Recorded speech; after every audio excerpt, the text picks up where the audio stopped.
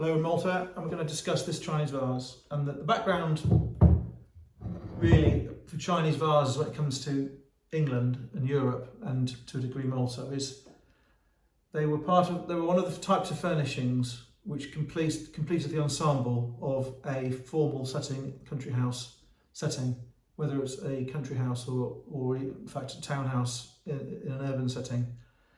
And the Georgians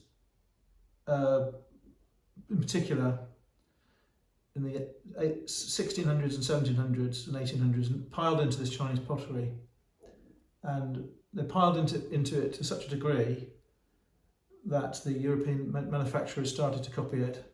I'm thinking particularly of the Dutch and then later the English. And it was about finding out the way to make porcelain as opposed to the way to make white coloured glazed brown pottery or biscuit pottery.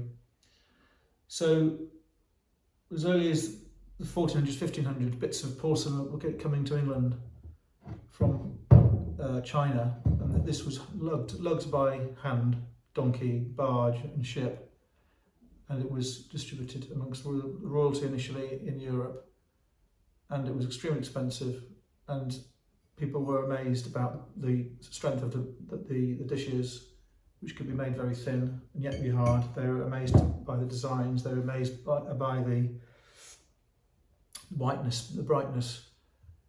And though I've just said that a lot of the Chinese stuff was brought to England, for some of the European households, the royal households, the rich landowners, they would send European designs to China to be made on plates, for example, to be brought back. So they would have Europeanized versions of Chinese pottery, especially with heraldic devices and coats of arms. So this Chinese pottery goes back a long way. And if you look at an English house, if you want to go and look at the National Trust, if you don't know any nobility yourself, you have to pay to see it. If you go to England and walk around one of the National Trust houses, you'll see every house has got a pair of vases, and every house has got a barometer, a long case clock, a picture, an overmantel, console table, a rug, a pair of chairs, a chandelier. It's part of the code and it became ingrained in the decorative array of products that people wanted, people expected to see. And some of the Chinese artifacts in the country houses are huge, and often you will find Chinese objects which are mounted on, for example, a European gold stand, a plinth of a sort. Sometimes you'll see that if they're broken, they hide the break by putting ormolu mounts on them or silver mounts. And as I say, the Chinese stuff was supplemented by the European copies and also Japanese pottery as well, which is just as nice, to be honest, but far, far less expensive. And so the Chinese vase is part of the social culture and part of fashion. And this is in Malta, and it's arrived here because it's part of this code I'm talking about. But probably ought to have a pair, but it doesn't have a pair. And when you're talking about decorative Chinese pottery, you have to make the distinction between decorative objects for use, not for use. For example, a vase isn't really to be used. You can use it, but it's meant to look at from the side. You have to distinguish the decorative pieces from the domestic items like the teapots, saucers, things like that, rice spoons, little bowls, which is worth very little, unfairly, but worth very little still. And the age of this pot, this is trying to be a 1650 pot,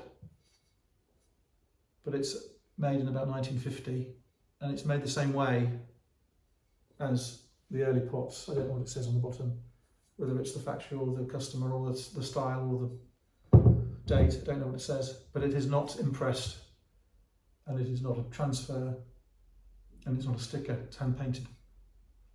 So what you've got here is a vase, baluster vase, flared rim, and there's some key things which you can look for and I'm just going to go through them in no particular order. There's a blue rim there, which matches the blue rim here, which matches the blue rim on the bottom. There are these leaves. Sometimes you see the leaves on the collar. You've got a ground or white, non-shiny section to the rim. That's normal. And a good 18th century, for example, vase will have a smooth, rounded bottom rim. When you find them with dirty marks on and a granular texture, they're not necessarily authentic. Some of the modern fakes have this really sandy bottom, and it's not really what you want. Now that the decoration is overpainted, meaning it's been put on at the end and refired, and the glazes, when they are in the form of a glaze, are not these colours. So the artist isn't putting on blue.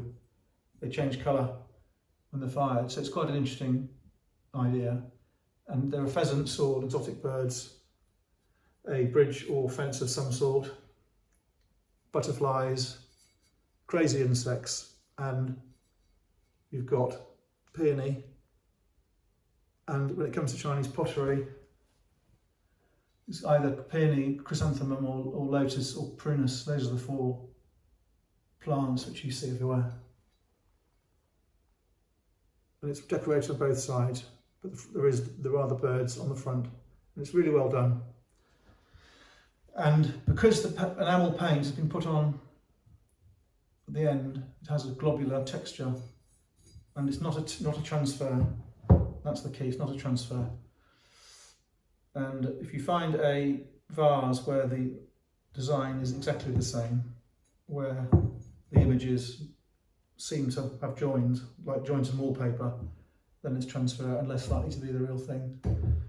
The fundamental thing about this pot, I'm talking as a dealer now, not an academic, is you have to ask, is it handmade on a wheel, or is it slip cast? And I'm struggling because the necks are very narrow. It's very hard to definitively work out whether it's made by fingers or made by slurry, slip cast slurry. So if it was made by slip cast, there would be a porcelain mould with two halves, and it would be clamped together with the void in the centre, and there would be a hole in the top and a hole in the bottom for the big ones. And what they would do is they would mix the porcelain up into a slurry, like porridge, and they would pour it in, and they'd fill the entire void, and then after 10 minutes they would